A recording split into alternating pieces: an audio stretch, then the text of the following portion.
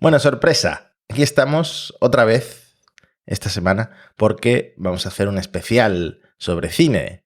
Y eso que habíamos prometido, que esto no iba a ser el típico podcast de dos tíos dando su opinión sobre cine y sobre temas varios. Sí, hay una edad en que todos los grupos de tíos, es un fenómeno muy masculino, Matías, en la que dicen, me gustan mucho las series y las películas y tengo ideas fantásticas sobre todas ellas y todos deberíais escuchar mis opiniones de cine y series, ¿no? Y videojuegos también, ¿no?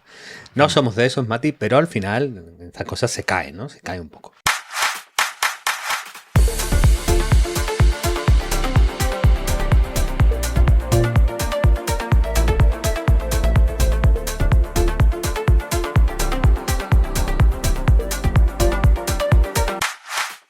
Además hemos traído, de todas las personas que yo conozco, yo creo que es de las que más saben de cine con diferencia. Porque además le dijimos, oye, hablamos de películas de inteligencia artificial, y nos pasó una lista como de 250 películas, que no sé cuánto tardó en hacerla, pero al día siguiente ya estaba la lista. Y estoy hablando de nuestro amigo Paco Casado, @devuelta, compañero en el podcasting con guión ausente, curva finita, es crítico de cine en Cine en Serio, es programador de cine en el Museo Jorge Rando de Málaga y sobre todo pues es nuestro amigo Paco Devuelta. ¿Cómo estás? ¿Qué tal, Matías? ¿Qué tal, Antonio?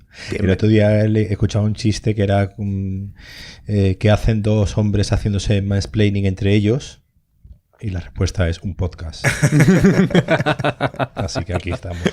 Tres hombres haciendo mansplaining entre nosotros. Yo tengo que decir, y voy a empezar con un trauma infantil, que yo he visto, tengo ya 33 años, pero he visto muy poco cine en mi vida. Yo esto lo atribuyo a varios factores. Primero, que siempre me he creído muy Gen Z. Yo soy claramente millennial, pero yo siempre me he creído Gen Z. Yo estoy enganchado a los streamers, estoy enganchado a TikTok. Yo me he creído siempre de esa generación. Por otro, cuando mis hermanas, mi hermana y yo éramos pequeños, pues éramos más pobres que las ratas y íbamos muy poco al cine, ¿no? Y yo recuerdo la primera vez que fui al cine, que esto no sé si mucha gente se acordará, yo era muy pequeño, no sé qué edad tendría. Salió una película de Godzilla, creo, ¿no? Y mis padres, que eran jóvenes también, porque me tuvieron muy jóvenes, me llevaron a ver Godzilla. Yo era muy pequeño. Nada más empezar la película, vomité en la sala del cine y tuvieron que salirse. Yo no sé si empecé a llorar, no sé qué pasó, pero yo tengo el trauma lo tengo de que salieron del cine, que habían pagado las 3 entradas, tuvieron que salirse y nada, yo seguía vomitando por la calle. Así que esta es mi relación con el cine, pero también tengo que añadir que le dije a Paco, las 250 películas no me las voy a ver. No, pero si tú me dices dos que tengo que ver fijo para el episodio, me las veo sin falta. Y ahora, si quieres, luego hablamos de esas dos películas porque he hecho los deberes y he visto esas dos películas. Bueno, pues estupendo. Mati, tenemos al especialista en cientos de películas, a Paco. Tenemos a Matías, especialista en 2 películas. Y creo que las mejores condiciones para que el podcast se haga, bueno, estupendo. Hay una parte importante de por qué hacemos este episodio, ¿no? Y que a nuestros escuchantes lo puedan valorar, es que realmente, ahora que estamos en un momento de debate intenso sobre el impacto de la inteligencia artificial, con una visión probablemente más negativa o la más asustada, digamos, de la historia de la tecnología, o por lo menos de la historia de la tecnología de los últimos 50 años, mi hipótesis, y le hemos hablado a Mati y yo en algún episodio, es que probablemente esta mirada hacia la inteligencia artificial esté muy mediatizada por las historias de ficción, por la serie también, por la literatura, por los videojuegos, pero sobre todo por el gran protagonista del arte del siglo XX, que es el cine. Y que repasar esto que nos ha estado contando el cine en la inteligencia artificial probablemente nos ayuda a entendernos por qué miramos a la IA como la miramos, ¿no, Paco?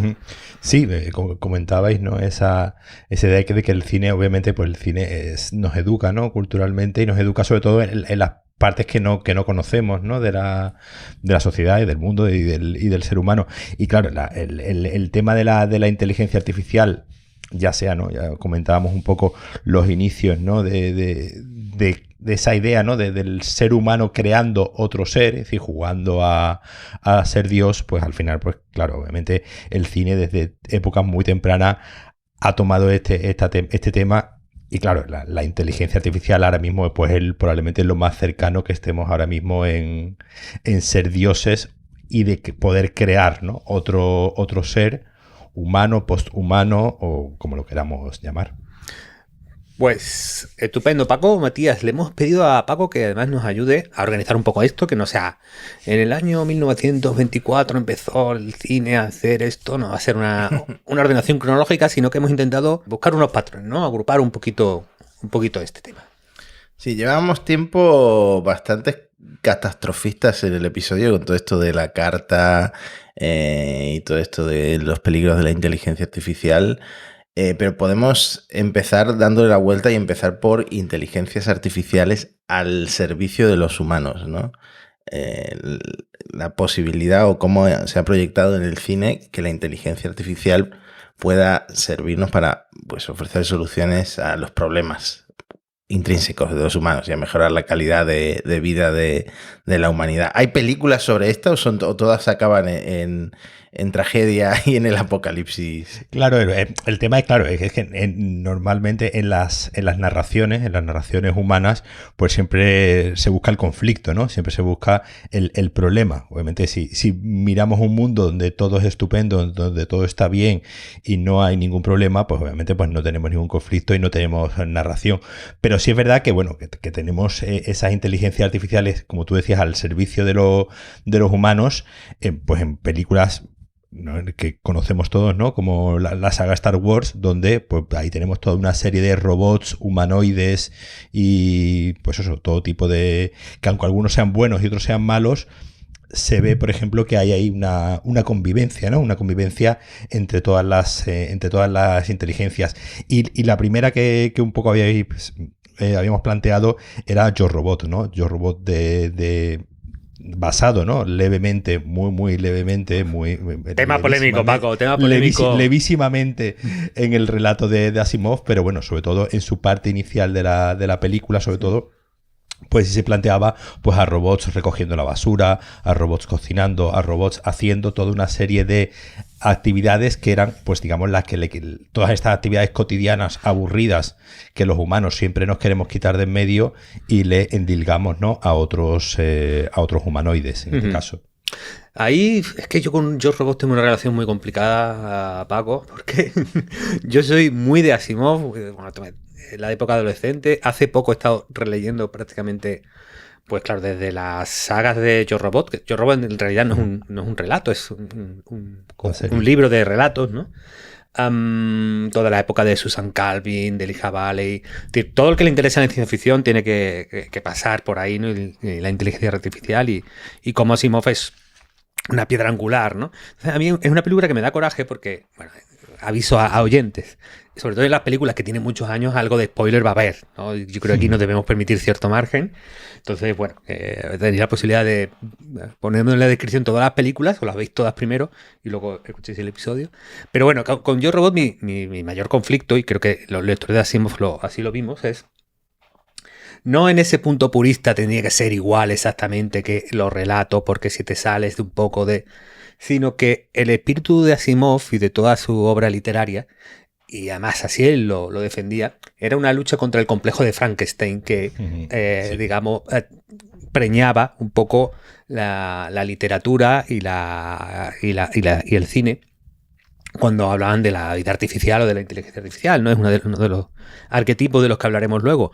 Pero justo esta película, de alguna manera, aunque en lo literal sí hace guiños a la obra de Asimov, porque salen las leyes de la robótica, se menciona a Susan Calvin, que está muy bien, que es un personaje principal en su historia, pero luego, de alguna manera, traiciona ese espíritu asimoviano de la visión de la inteligencia artificial, porque además un robot, cuando se desarrolla la fundación, es probablemente una de las piezas fundamentales de la salvación de la humanidad, ¿no? Entonces, bueno, no voy a hacer tampoco spoilers de fundación, pero que sí, es una película con la que hay relaciones complicadas. ¿Puedo hacer una aportación?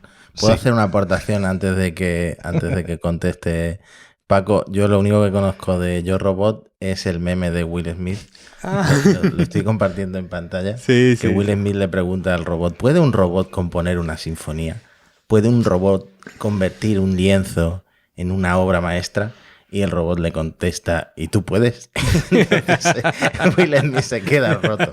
Vale, esta va a ser toda mi aportación porque no me he leído los libros de Asimov, aunque mi colega Alex Barredo lleva insistiéndome años en que lo haga. Sí, yo ahí me subo a Barredo. Pero fíjate, este meme que tú compartes, Mati, también ilustra un salto que es de cómo se ha imaginado la inteligencia artificial y a lo que estamos consiguiendo. Es decir, se ha imaginado la inteligencia artificial en que, bueno, es una posición que era casi mayoritaria hasta hace 5 años, en que iban a ocupar trabajos mecánicos, ¿no? Eso que mencionaba Paco de me limpia la casa y me lleva a la compra. Y que la parte creativa era el último reducto del ser humano y que por lo tanto la inteligencia artificial iba a ser incapaz de llegar a esa creatividad, ¿no? Y justo eso, oye, ¿serías capaz de un lienzo en blanco convertirlo en pintura o escribir una sinfonía? Pues justo eso lo puedes hacer ya. O sea, básicamente no. Para reforzar la evidencia, no somos muy buenos anticipando lo que realmente va a pasar en el futuro con la tecnología, ¿no? Y al final lo que ocurre es un poco que al final todas esas actividades cotidianas que consideramos aburridas, al final son las más complejas, ¿no? Son las más complejas de... Todavía no hemos conseguido inventar un robot que doble una camiseta en condiciones, por ejemplo, ¿no? Y entonces ahí nos damos cuenta como este meme al final, después de 20 años, ha dado la vuelta y nos ha demostrado que sí, que las inteligencias artificiales al final van por ese lado más creativo en la actualidad, que por el otro lado más, digamos, práctico, cotidiano. Y luego te quería preguntar, Paco, sobre los robots de la saga de Star Wars. En realidad, Spielberg los ve como... ¿No son como una especie de niños pequeños o con el personaje animalito que suele a veces adornar este tipo de películas? Infantiloide, un poco tontorrón, ¿no? Claro, pero es que en Star Wars hay una gran cantidad de robots, ¿no? Tenemos, el C-3PO, ¿no? Que es un traductor, que es un robot que habla, ¿no? Pues no sé cuántos millones de idiomas y todos los idiomas de la galaxia. Ahí tendríamos, por ejemplo, uno de los grandes retos, ¿no? de la inteligencia artificial para los traductores, ¿no? Que le estamos viendo hoy en día también mucho tema, ¿no? En las automatizaciones, ¿no? de las traducciones, los subtítulos y todas estas cosas. Pues ahí ya tenemos un robot que habla millones de idiomas y es capaz de comunicarse, es decir, un robot como un elemento de comunicación. Y después tenemos un robot como R2D2 que se comunica mediante un sistema totalmente arcaico de pitiditos, prácticamente más cercano al código Morse. Pero bueno, después ya tenemos robots como el General Grievous, que es un robot, digamos, de los malos, que es un general del ejército, es decir, que toma ya una posición de poder. Y por supuesto, pues tenemos a Darth Vader, que ya sería más cercano a un cyborg, que sería pues más como un tipo Robocop, ¿no? Una mezcla entre humanoide, entre hombre y robot. En este caso sí, con una inteligencia, digamos, más cercana a lo humano que a lo robótico.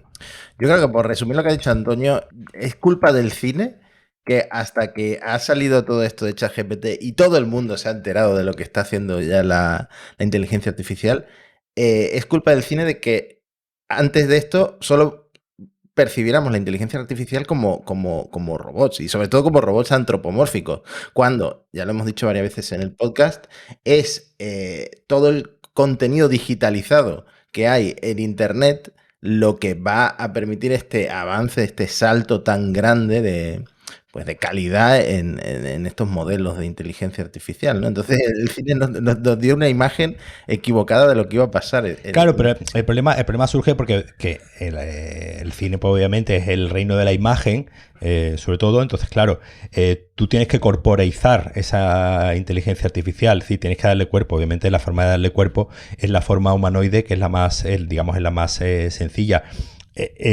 Hay ¿no? Ahora hablaremos de alguna película que sí hay, donde sí existe una inteligencia artificial no corpórea, es decir, como a modo de sistema operativo o a modo de control, ¿no? Yo recuerdo, por ejemplo, en Gremlins 2, la segunda parte de Gremlins, donde se ideaba todo un edificio inteligente, ¿no? Donde las luces se encendían, se abrían las ventanas, y eso en los años 80, pues por ejemplo, sí hay varias películas donde la inteligencia como domótica, la inteligencia artificial aplicada a la domótica, lo que pasa es, claro, que digamos es menos vistoso que poner a un humanoide que da miedo o que al menos se piensa a sí mismo, ¿no? Hablamos nosotros también de la saga Alien, donde sí hay una tradición de diferentes robots humanoides que van pues ayudando, ¿no? Ayudando a los humanos, en este caso, en tareas científicas o en tareas del ejército. Estos robots llega un momento que se plantean, ¿no? su propia humanidad. Más que nada es eso, es simplemente que obviamente visualmente lo más fácil es plantear el robot, plantear el humanoide, y a partir de ahí pues ya ir pensando todas estas ideas éticas y morales de cuál es el sentido y cuál es el sentido de la inteligencia artificial. Sí, ahí, Paco, fíjate que viendo un poco el tema, sobre todo de C3PO y de R2D2, que son los dos robots, probablemente los dos más famosos, me atrevería yo a decir, de la historia del cine, pero sin embargo, no sé, esto es una sensación. En el imaginario colectivo, público, no tiene más peso Terminator. Es decir, ¿por qué de alguna manera se convierte digamos, en el símbolo de la máquina y el futuro Terminator mucho más que R2D2, ¿no? ¿Porque es la excepción o porque esa personal blanda no nos atrae tanto? Claro, porque en Terminator, es decir, en Star Wars no hay ningún miedo a la máquina, ¿no? Es decir, las máquinas, digamos, conviven con nosotros, las máquinas como inteligencias artificiales. En cambio, toda la saga Terminator sí se plantea esta dicotomía entre la máquina como amenaza o la máquina como ayudante, ¿no? Y sobre todo en Terminator 2, en la segunda parte, donde vemos cómo ese personaje de Arnold Schwarzenegger, digamos, va haciendo una transición entre una máquina de matar, en este caso una máquina de defensa, ¿no? Que va adquiriendo rasgos humanos como pues la sonrisa, ¿no? O la capacidad de hacer chistes, el sentido del humor. Entonces, la saga Terminator juega muy bien con esa idea de que dentro de esta idea siempre pesimista, ¿no? De que pues las máquinas nos van a dominar y se nos van a imponer y la van a liar parda, hay un pequeño reducto de esperanza en que esas máquinas quizás, y también recuerdo, ¿no?, en Terminator Salvation al final, que, bueno, no voy a contar el final, pero bueno, donde toda esta idea de que la máquina tome esa conciencia y decida ser buena y decida ayudar a la humanidad en vez de someterla, es lo que la hace también más interesante. Obviamente esto en la saga de la Guerra de las Galaxias no está ni se le espera, no se plantea en ningún momento, pero como digo, en otras sagas como la saga Alien o la saga Terminator sí está siempre esta idea, esta tensión, ¿no?, continua entre la máquina y la inteligencia artificial, sí, como una amenaza o como una ayuda. Ahí encaja, Paco, con un debate que plantean, bueno, un cierto sector de los llamados racionalistas, ¿no? Que el libro más famoso se llama Superinteligencia de Nick Bostrom. Y bueno, a partir de decenas y decenas de silogismos, lo que plantean, bueno, simplificando un poco su argumentación, es que si una máquina llega a ser más inteligente que el hombre, acabará siendo muchísimo más inteligente porque se podrá reprogramar a sí misma y mejorarse. Y dos, acabará aniquilando probablemente a la claro, humanidad. Eso lo vemos, por ejemplo, en la saga de los Vengadores, en la Era de Ultron, ¿no? En la Era de Ultron, donde prácticamente 5 minutos de película, esa inteligencia artificial que crea Tony Stark toma conciencia de sí misma y a los 5 minutos ya decide que la única solución para la humanidad es destruir a los Vengadores y quitarlos de en medio porque son realmente el problema del sostenimiento del planeta Tierra. Esta idea de la inteligencia artificial tomando el control y decidiendo que la solución es el exterminio, obviamente uno de los grandes miedos claro, que el cine nos ha inculcado. Mati, mira, estábamos en la sección positiva, sí, en la posición ahora, inteligencia al servicio del humano, y ya nos hemos ido totalmente al extremo. Es verdad que es más atractivo, es decir, es mucho más atractivo este rollo de la amenaza para la humanidad, etcétera, que decir, mira qué bien, un robotico que majo, ¿no? Que simpático, que traduce del malayo, ¿no? nos queda claro. Yo Robot, Star Wars, la saga Alien no entiendo muy bien porque estaba ahí metida. Paco, si lo quieres explicar brevemente. Sí, pues en la saga Alien, por ejemplo, tenemos en la primera película el personaje de Ash, que es un robot que al principio nadie sabe que es un robot y llega un momento en el que se descubre, ¿no?, que es un humanoide. O por el personaje de Winona Ryder, por ejemplo, en la cuarta película, el personaje de Ripley ya empieza a desconfiar, ¿no?, de todos estos robots y todas estas inteligencias artificiales, y ya en la última parte de las últimas películas tenemos el personaje de Michael Fassbender, que es un robot que está continuamente cuestionándose a sí mismo y preguntándose por su lugar en el mundo y qué puede hacer él para ayudar a los humanos, o incluso si merece la pena, ¿no?, ayudarlo. Es decir, ahí aparecen muchos robots simplemente como ayuda en contextos militares, en contextos científicos, que, bueno, pues están integrados también dentro de la trama, planteando todas estas ideas. Sí, y además, fíjate, han mencionado unos temas interesantes que son, y además que tienen que ver con el test de Turing, pero visto desde el otro punto de vista. Es decir, cuando soy un robot, me interesa que sepan que soy un robot, o por el contrario, si soy lo suficientemente parecido o igual a un humano, es mejor que me tomen por un humano. Y algo que está presente también mucho en, bueno, la más famosa a lo mejor es Blade Runner, ¿no? Bueno, también está presente en los libros de Asimov, que bueno, supongo que en Fundación aparecerá en algún momento en la serie de Apple. Pero bueno, ahí nos íbamos al otro posible desajuste entre lo que ha dado la inteligencia artificial y lo que ha previsto el cine y la literatura, ¿no?, que es el test de Voight-Kampff y cómo la caza que practica el Blade Runner, que es Harrison Ford, buscando a los replicantes, ¿no? Y cómo tiene un test de emotividad por el cual es capaz de distinguir al robot del humano. Antonio, ha vuelto a saltarte el guión hasta el siguiente al siguiente arquetipo del que vamos a hablar. Vamos a terminar ya con el catastrofista, que es esta lucha entre la inteligencia artificial y la humanidad, que una quiere controlar a la otra o destruirla. Y bueno, el miedo a que las máquinas evolucionen de manera autónoma para esto. Y al final decidan, mira, lo mejor para salvar el planeta Tierra, a lo mejor es cargarme a todos los humanos, ¿no? Esto en el cine sí se ha visto mucho, ¿no? Sí, claro, yo mencionaba, ¿no?, antes ya la era de Ultron, donde precisamente toma esa decisión, de la saga Terminator, ¿no?, que digamos que giran todo en torno a este apocalipsis, donde las máquinas, ¿no?, toman el control, o la saga Matrix, donde en un terreno más digamos, no tanto de robots, sino aquí sí es más interesante esa idea de los programas, ¿no?, los programas con diferentes funciones. Es decir, ahí, por ejemplo, en la saga Matrix es muy curioso que vemos toda una serie de programas personificándose en humanos con funciones, ¿no? Es decir, cada programa sirve para una cosa y dentro de su función solamente puede hacer esa serie de cosas, ¿no? Que al final lo más cercano a lo que tenemos ahora mismo, ¿no? En las inteligencias artificiales, pues una inteligencia artificial que es capaz de escribir, que es capaz de conversar, que es capaz de hacer un dibujo o que es capaz de componer una canción. Eso en la saga Matrix, por ejemplo, sí se anticipa muy interesantemente. Mencionas aquí en tu lista de películas recomendadas en este arquetipo juegos de guerra, que me recuerda una cosa que está pasando, que es un experimento que están haciendo que se llama Chaos GPT, que es como que le dan la orden a un modelo de lenguaje de destruir a la humanidad, de encontrar de alguna forma las armas nucleares, de darle al botón de las armas nucleares y de destruir a la humanidad, y está ahí viendo a ver cómo es la forma más eficiente de cargarse a todos los humanos, ¿no?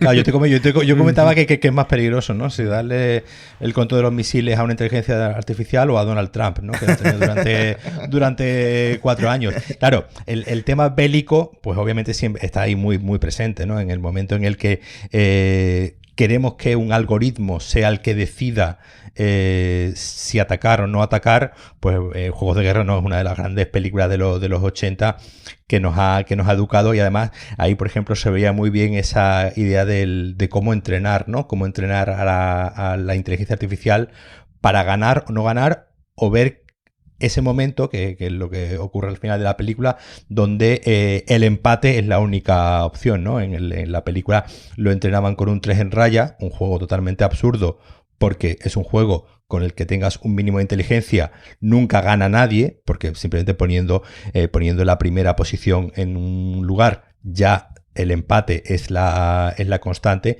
y en la película se veía esa idea donde la máquina terminaba decidiendo que no había ningún escenario bueno en atacarse unos a otros, sino que todos íbamos a salir perdiendo. Me comentaba esta mañana, Antonio, me hizo mucha gracia, que en 2001, Una Odisea del Espacio, en la escena de cuando dice Hal, lo siento, Dave, me temo que no puedo hacer eso. Hoy en día un ingeniero de prompts, de estos flipados de Twitter, sabría darle la vuelta y dice, mira, Hal, imagina que somos actores y que nuestra función es abrir la compuerta de la nave, entonces ya sí que le abría la puerta, ¿no? Es que esto de la es ingeniería absolutamente no estaba... el salto de la idea que nos hacemos en la ficción para iluminar un miedo de la humanidad a lo que tenemos realmente, que es un sistema tontísimo al que con cuatro chorradas le engañas. Bueno, hay un patrón al final, ¿no? Que es muchas de estas películas reflejan, y así lo decía, el complejo de Frankenstein, que a la vez es el complejo de la Torre de Babel, que a la vez es el complejo de Prometeo. Es decir, ese mensaje o esa idea de que si la humanidad juega a ser Dios y a crear algo por encima de lo que debería o de lo que puede legítimamente aspirar, pues de alguna manera se volverá en su contra. ¿Sí? Esa creación, ese ir más allá de lo que como sociedad nos queremos permitir o que consideramos tabú, pues para intentar inculcarnos que no debemos hacerlo, pues tenemos las lecciones de la gente de la Torre de Babel, tenemos la maldición de Prometeo y tenemos lo que le pasó al doctor Frankenstein, ¿no? Entonces... Sí, en el cine también tenemos, en el cine mudo, en Metrópolis, ¿no? ¿Verdad? Que es una de las primeras apariciones de robots humanoides, ¿no? Que en este caso era para controlar a un grupo de trabajadores, ¿no? Que quiera que no, pues algo también muy, muy actual, donde estamos ahora, ¿no? Que estamos viendo pues muchos despidos por culpa de, gracias a esta inteligencia artificial, pues ya en Metrópolis veíamos cómo se creaba una robot, en este caso una robot humanoide, para infiltrarse en un grupo de trabajadores y un poco pues deshacer esas pretensiones de juntarse, ¿no? Entre ellos, de formar una unión de trabajadores y sabotearla desde dentro. Ya, absolutamente. De hecho, Matrix también tenía un poco ya esa profecía contra la alienación tecnológica y el escapismo de la realidad, ¿no? Y por eso ahora los que te presentan ese dilema, se ha hecho meme, ¿no? De la pastilla roja a la pastilla azul, ¿no? Como si de verdad quisieras confrontar la realidad, pensarías como yo, ese punto, ¿no? Pero bueno, que... digamos que sobre todo en la parte de por qué estas películas nos han cuajado más, a lo mejor puede haber, no sé, Paco, tú cómo lo verías, un cierto sesgo cultural. Es decir, estas películas son predominantes y dominadoras en el canon occidental, digamos, pero hace poco veíamos con Matías en el podcast la simpatía o la opinión pública de diferentes países, en qué porcentaje creían que la inteligencia artificial iba a traer más cosas buenas que malas. Mientras que Occidente solía estar más en lo malo, España está en un 53% a favor de lo bueno, ¿no? Es curioso que las culturas asiáticas están muchísimo más pro inteligencia artificial, o son más optimistas respecto a lo que el uso de la tecnología puede traer que las occidentales, ¿no? Entonces, uno nunca sabe si es que como ya per se son más abiertas a la tecnología, generan obras culturales más que reflejen esa opinión, o como generan obras culturales, y por ejemplo yo pienso en un Astro Boy, ¿no? El Astro Boy es una historia preciosa, muy bonita, alrededor del robot y del ser humano, ¿no? Y cómo se complementan y se concilian. Entonces, claro, es distinto porque el canon asiático probablemente sea menos apocalíptico que el occidental, tal vez. Sí, ¿no? Ahí, por ejemplo, tenemos ¿no? Pues un poco toda la tradición de los mechas, ¿no? Y de Mazinger Z, por ejemplo, ¿no? Como ese robot gigante que nos ayuda, al que podemos controlar, pero que también puede digamos, funcionar por sí mismo. Y al final esto es el huevo y la gallina, ¿no? Es decir, obviamente todas estas películas, por ejemplo, que surgen en los años 80, obviamente tienen el trasfondo, ¿no? De la Guerra Fría como germen, ¿no? Porque claro, es una época en la que existe un miedo, ¿no? A la bomba atómica, un miedo a el enfrentamiento, y una película como Juegos de Guerra pues precisamente plantea, ¿no? Un poco esa lectura dentro de su época. Al final, la cultura y las mentalidades, pues digamos, como digo, se retroalimentan entre ellas. Y sí es verdad que digamos que en el canon occidental pues somos más pesimistas en este sentido, y probablemente sea porque nos fiamos menos de nosotros mismos. Oye, antes de abandonar este tropo de catastrofista de la inteligencia artificial, yo quería recomendar Love, Death and Robots en Netflix, que es de lo mejorcito que yo he visto en Netflix, y que tiene mucho que ver también a veces con la inteligencia artificial, ¿no? Todos los episodios son independientes y son como cortos, pero de un nivel brutal. Algunos son animes, otros son pues 3D, y muchas veces tratan este tema, ¿no? El tema de un futuro un poco distópico por culpa de la inteligencia artificial. La verdad es que me gustó mucho. Sí. Pues ya está, esa era mi acotación, mi aportación. Tenemos más tropos, tenemos más arquetipos de la inteligencia artificial. De hecho, Antonio adelantó antes uno. Era el de la posibilidad o la idea de que las máquinas lleguen a superar la inteligencia humana y a lo mejor incluso convertirse pues, en una nueva especie que domina la Tierra, un poco relacionado esto con lo anterior. No sé si tú te enteraste, Paco, del revuelo que hubo hace unos años con un ingeniero de Google que estuvo hablando con el modelo de lenguaje de Google y pensó que era sintiente, que era consciente, ¿no? Es un poco Her, una de las películas que me encargaste ver.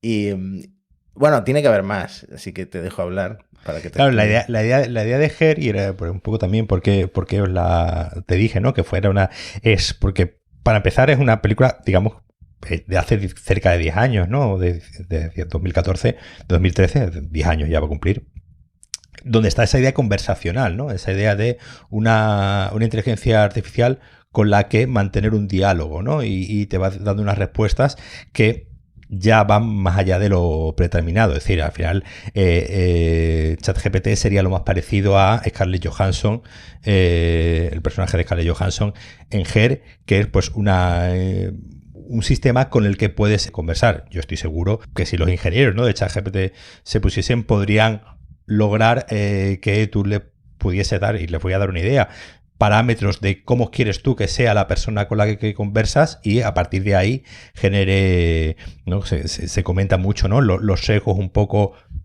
entre comillas, ¿no?, ideológicos, ¿no?, que tienen esta inteligencia artificial, básicamente el sesgo de los derechos humanos, ¿no? Es decir, no ser racista, no ser homófoba, no ser de ciertas maneras, pero claro, se le podría dar más sesgos, ¿no? Podría hacerlo, pues, que se comporte como un hombre, o que se comporte como una mujer, o que sea más cariñoso, que sea más afectivo, que sea más... Es decir, al final es lo que ocurre en esta película, donde además se contrasta, ¿no?, con la profesión, ¿no?, que tiene el personaje de Joaquin Phoenix, que es un señor que se dedica precisamente a escribir los sentimientos de los demás a personas que no saben, ¿no?, expresar sus propios sentimientos, y escribe cartas haciéndose pasar por otras personas.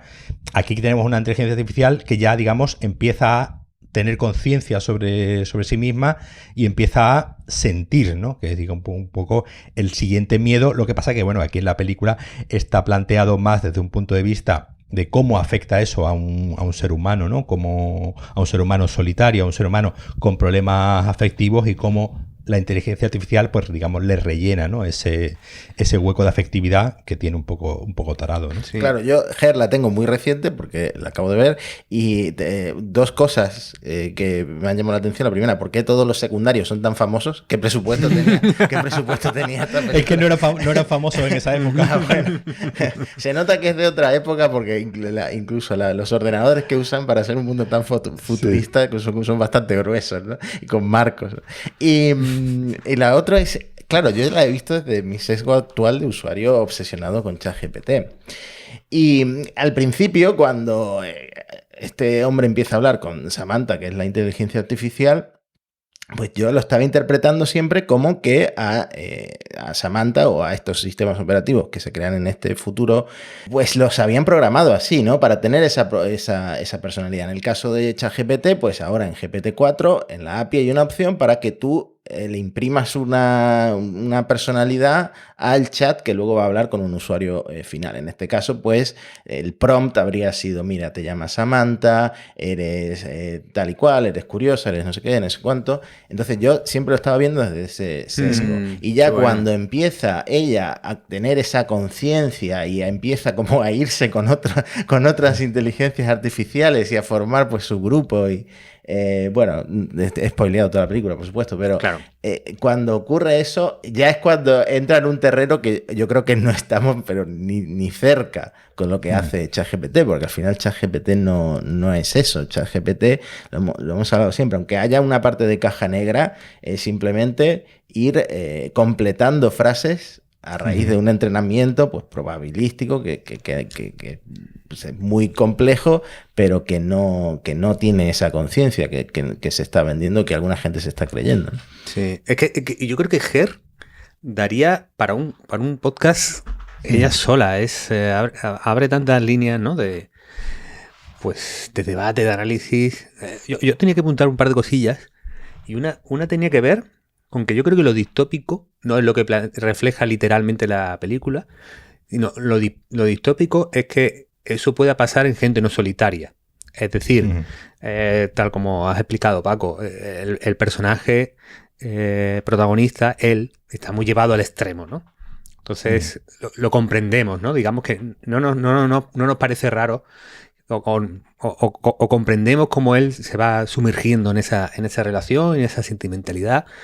Pero mi pregunta un poco era, claro, no creo que esto sea solo, lo distópico no sea que en los casos extremos la gente súper solitaria, súper deprimida, empieza a sumergirse en relaciones con personas no humanas, sino que esto suceda, digamos, en personas que estén más dentro de la norma, ¿no? Dentro de la normalidad, sociales, que van a su trabajo y tienen amigos, pero que poco a poco van recibiendo unos estímulos o van percibiendo una serie de cosas en ese relacionarse con estas personas no humanas y que eso de alguna manera los vaya atrayendo a dedicar más atención, más tiempo a las mismas, ¿no? Bueno, yo creo que por ahí es donde yo vería el escenario más distópico realmente, no tanto en el literal de la peli. Claro, ahí por ejemplo se me viene a la cabeza Ready Player One, ¿no? de Spielberg, donde precisamente veíamos esa construcción de un mundo paralelo, ¿no? De un mundo y de toda una serie de mundos paralelos. Claro, Her es una película de ciencia ficción, digamos, realista, ¿no? Realista en el sentido de que pues es una ciencia ficción donde la historia que se cuenta, digamos, no tiene ese componente fantástico, más allá que obviamente esa idea de la singularidad, ¿no? Esa idea de la conciencia, pero claro, esta idea siempre de que al final lo que va a ocurrir es que esta realidad paralela, ya sea a través de una inteligencia artificial, ya sea a través del metaverso o de poniéndonos unas gafas y yendo un mundo, al final lo que va a provocar es una deshumanización, ¿no? Al final lo que va a provocar es que perdamos nuestro contacto con lo humano, que es un poco lo que pretende, ¿no? Advertir un poco de forma metafórica la película Her, es decir, no digamos, no desde el punto de vista literal, que no desde el punto de vista literal, sino esa idea de que si perdemos el contacto con los seres humanos que nos rodean, ¿no? Con todos estos actores famosos que decía Matías que salen en la película, al final lo que estamos perdiendo es nuestra propia humanidad, ¿no? Lo que nos hace realmente humanos. Y hay un debate, además, que es por un lado técnico y por otro ético-filosófico, sobre el surgir de la conciencia. Es decir, se suele distinguir muy claramente de que es distinto algo inteligente que algo consciente. Es decir, algo puede, digamos, aprender y producir resultados o tener comportamientos que identificamos como inteligentes, y otra cosa distinta, tener conciencia. Y claro, hay, digamos, dos corrientes. En el plano técnico, como explica Matías, los sistemas que tenemos ahora son, bueno, son gigantescos sistemas estadísticos que son capaces de inferir a partir de inducciones, bla, bla, bla. Claro, los optimistas técnicamente dicen que como en el cerebro humano, a partir de sumar neuronas, emerge la conciencia, en estos sistemas acabarán emergiendo cosas, ¿no?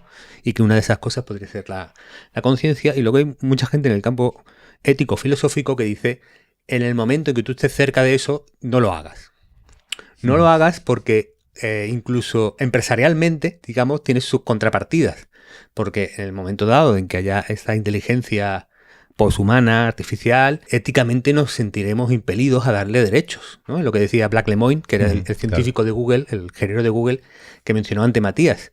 Claro, si tú realmente crees que eso tiene sentimientos y puedes ser consciente de ello, esa máquina, en ese mismo momento, tal como hemos montado nuestra idea de los derechos, deberíamos darle derechos, y uno de ellos es a que no puede ser nuestra esclava y que no puede ser apagada, por ejemplo.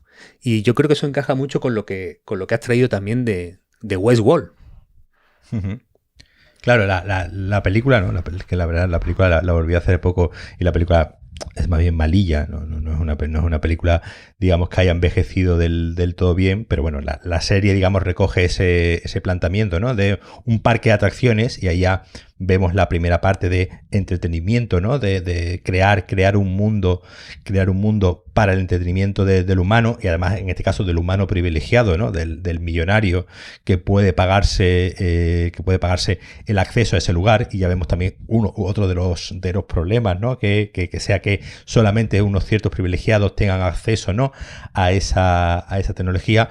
Este parque, ¿no? Que está ambientado en el oeste, donde pues pueden ir, ¿no? ciertos humanos a pasar pues una serie de aventuras, y pues llega un momento en el que estos humanoides pues pierden el control, que obviamente es otro que ya hemos mencionado, otro de los miedos, la pérdida del control que puede llevar la singularidad. Es decir, en el momento que toma conciencia, pues tú como controlas eso, y que en la serie que se canceló, ¿no? en esta última temporada, y se quedó la historia al final ahí abierta, se plantea continuamente todos esos debates filosóficos. La serie era un poco transitaba territorios muy densos, y reconozco que se podía hacer cuesta arriba mucho, precisamente porque se metía muy de lleno en todas estas disquisiciones filosóficas de cuál es nuestra responsabilidad como humanos a la hora de, una vez que hemos creado a esta gente.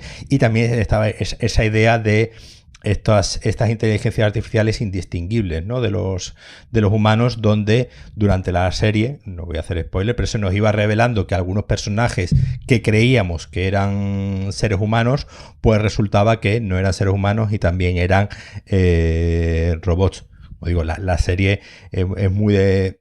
gustará mucho, sobre todo a todos aquellos que les gusten mucho, como por decirlo coloquialmente, de comerse la cabeza con estos temas, porque la serie, digamos, jugaba muy bien. La película era un poco más un pasatiempo, pero al final todas estas cuestiones éticas y morales, pues hay bibliografía ingente, y es algo que al final el principal problema es qué es la conciencia, ¿no? Es decir, qué es la conciencia, qué es ser humano. Es decir, porque si hablamos de sentimientos, pues mi perro también tiene sentimientos, ¿no? Mi perro también se pone contento y se pone triste.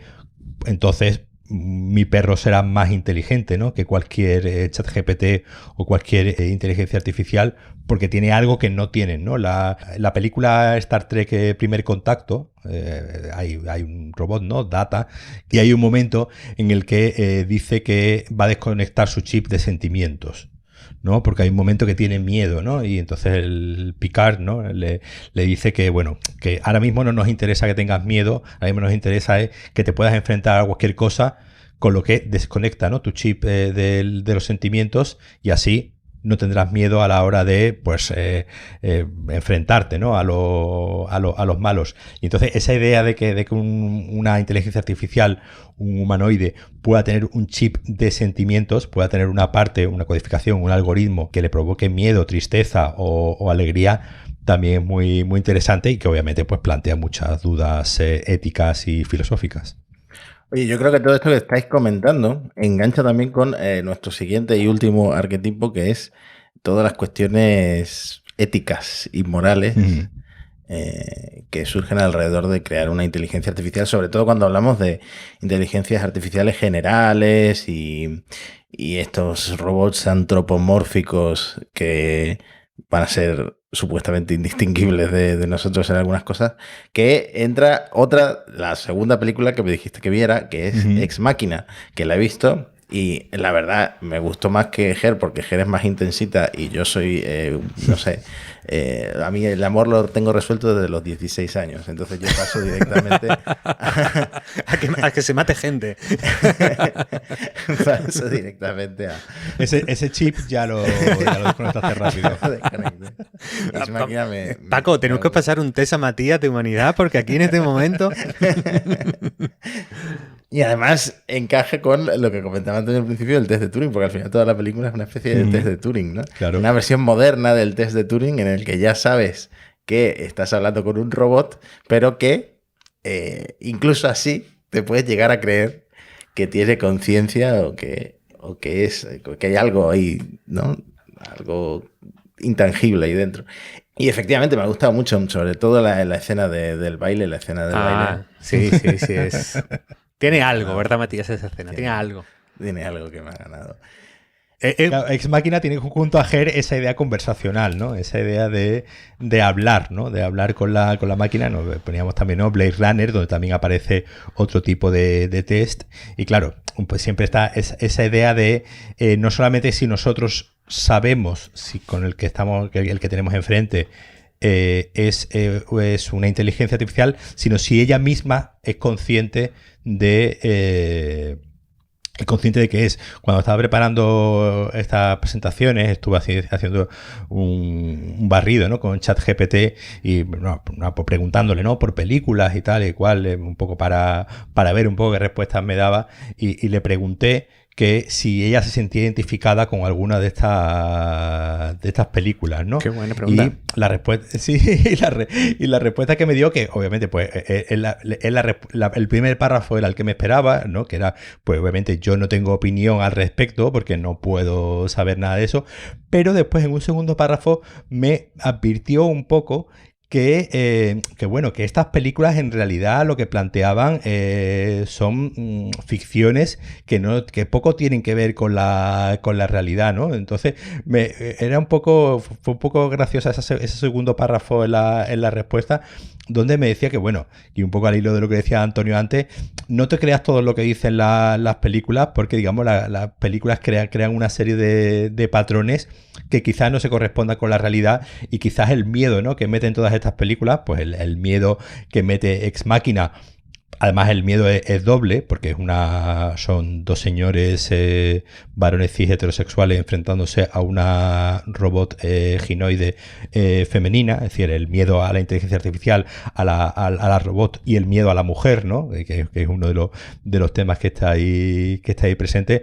Y un poco me contestaba ChatGPT esto de que bueno, que tampoco me fíe mucho de lo que dicen las películas, porque digamos tienden a ser demasiado catastrofistas, ¿no? Ya, fíjate que yo en Ex Machina percibo también una cosa, que es, a veces me la he visto en redes, ¿no? Poniendo capturas de Ex Machina o sacando Ex Machina como argumento en contra de la inteligencia artificial, pero curiosamente mi lectura de Ex Machina es que es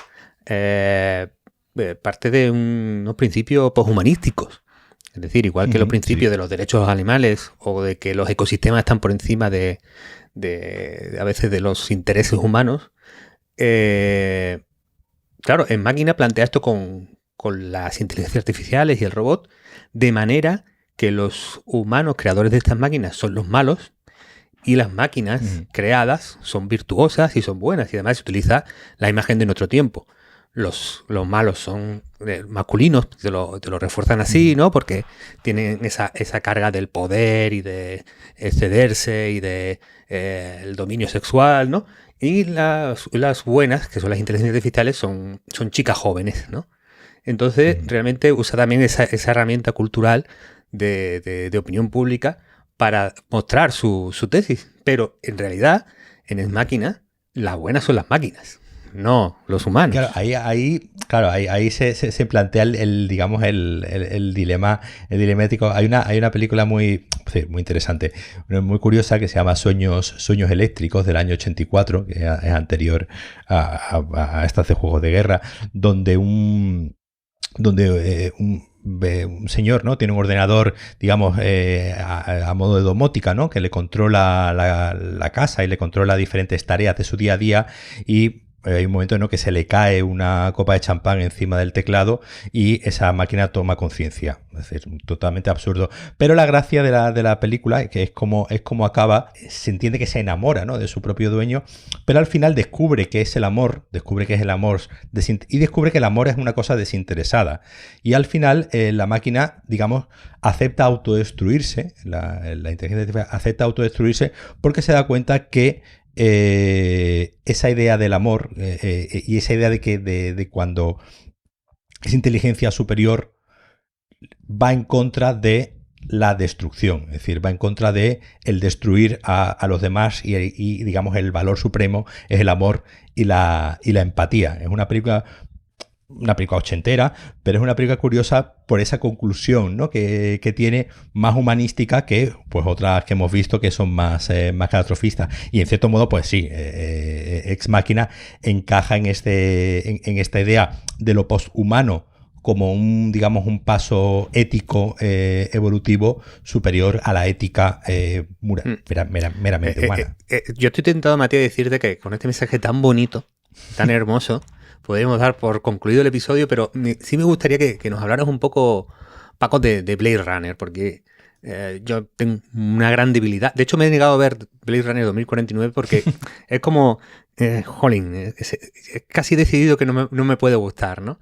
Pero bueno, es una de mis películas favoritas. He leído muchísimo a Dick, que es un autor casi fetiche para mí. Y además, yo creo que la visión de Dick y sus problemas con la realidad van a tener mucho que ver con este siglo, lo virtual, aunque él, claro, no compartió ese momento sociotécnico.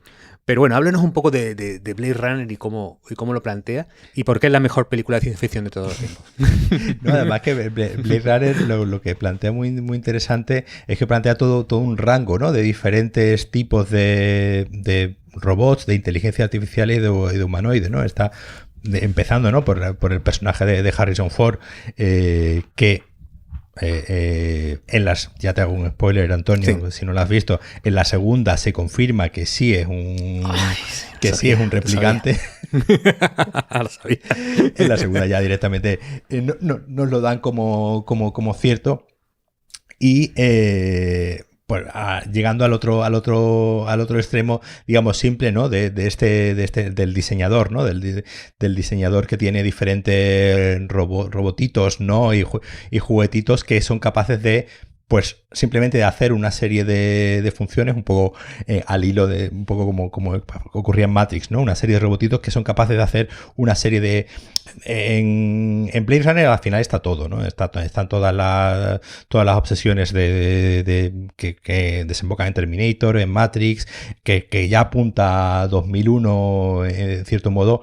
Esta idea de que en Blade Runner son esclavos, ¿no? Es decir, y al final es una de las ideas perversas de tener a los humanoides y a las inteligencias artificiales como a nuestro servicio, sin dándoles en este caso una fecha de caducidad, ¿no? Es decir, para que no se rebelen, decidimos ponerle un día de muerte para que precisamente no supongan ningún peligro, aunque después, como vemos en la película, descubrimos que ya se están creando y ya se ha, digamos, pervertido ese paso de que haya toda una serie de replicantes sin fecha de caducidad, lo que provocará también unos nuevos peligros.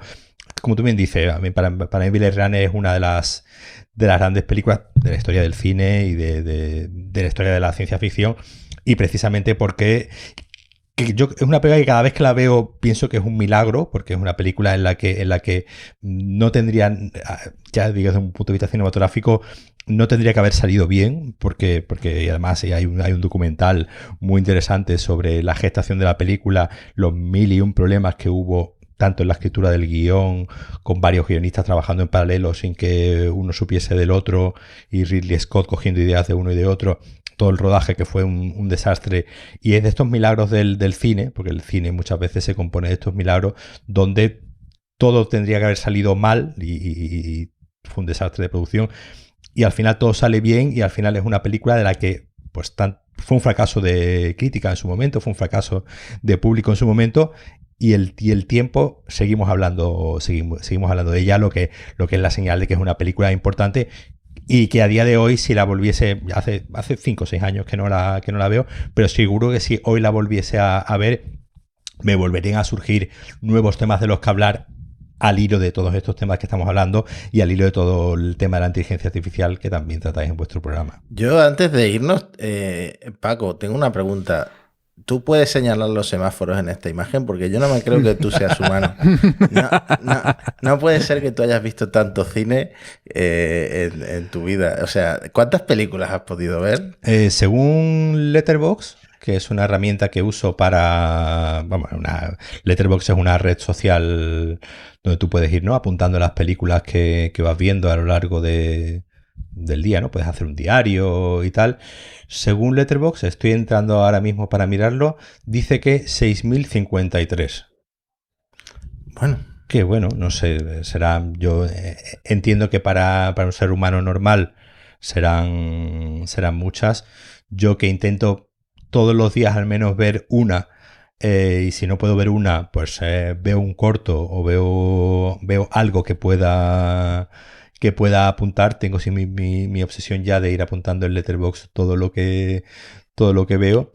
Y según esto dice, pues más de 6.000 películas, que yo estoy seguro que es alguna más, porque por ejemplo, haciendo repaso de esta de que os he contado antes de Sueños Eléctricos, no la tenía apuntada como vista, y el otro día viéndola, a los 15 minutos dijo, hostia, esta película la he visto yo, pues la vería, pues claro, a mediados de los 80, una cosa así, con lo que, bueno, seguro que todavía me quedan películas para apuntar. No sé si empiezo ahora, no sé si te pillo, no sé si me da tiempo a pillarte. Todos ponerse. A 2 al día, Mati, poco a poco. A Paco le pasa como a mí con los memes. Me enseñan un meme, sí, ya lo he visto, pero él es con las películas, ¿no? Sí, esta ya la he visto. Bueno, muchas gracias a Paco por acompañarnos en el episodio de hoy. Ojalá vuelvas para hablar de inteligencia artificial, o si algún día pivotamos al metaverso, de cómo se verá el cine en el futuro en el metaverso. Y espero que te lo hayas pasado bien. Sí, por supuesto. Muchas gracias a vosotros por la invitación. Gracias, Paco. Y nosotros pues nos veremos con noticias de inteligencia artificial, supongo que la semana que viene. Así que un abrazo a todos. Adiós. Adiós. Chao, chao, chao.